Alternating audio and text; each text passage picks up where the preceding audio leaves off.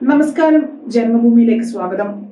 സുരേഷ് ഗോപിയെ തോറ്റപ്പോൾ വേട്ടയാടിയവർ ഇപ്പോൾ അദ്ദേഹം ജയിച്ചു കേന്ദ്രമന്ത്രിയായപ്പോഴും വേട്ടയാടുകയാണ് എന്ന് BJP സംസ്ഥാന അധ്യക്ഷൻ കെ സുരേന്ദ്രൻ പറഞ്ഞു.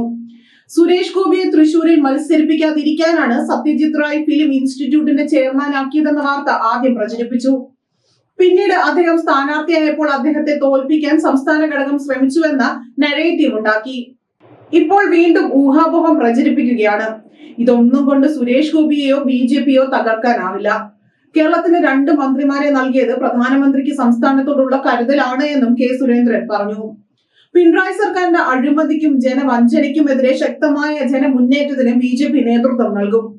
ഈ കാര്യങ്ങൾ തീരുമാനിക്കാനുള്ള സംസ്ഥാന നേതൃയോഗം അടുത്ത ആഴ്ച നടക്കും. ഇടത് സർക്കാരിനെതിരെയുള്ള ഭരണവിരുദ്ധ വികാരം ഗുണം ചെയ്തത് UDFനല്ല, NDAക്കാണ്. BJPയുടെ വളർച്ചയെപ്പറ്റി CPM പഠിക്കുമെന്ന് പറയുന്നത് വെറുതെയാണ്. ആര് പഠിച്ചാലും പിണറായി വിജയൻ പഠിക്കില്ല. പിണറായി പഠിക്കാത്ത കാലത്തോളം ഒരു മാറ്റവും ഉണ്ടാകാൻ പോകുന്നില്ല.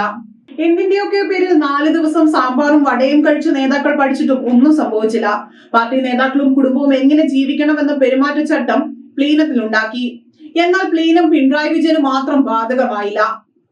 പിണറായി വിജയന്റെ ഏകാധിപത്യവും അഴിമതിയും CPMനെ തകർത്തുവെന്നും കെ സുരേന്ദ്രൻ പറഞ്ഞു.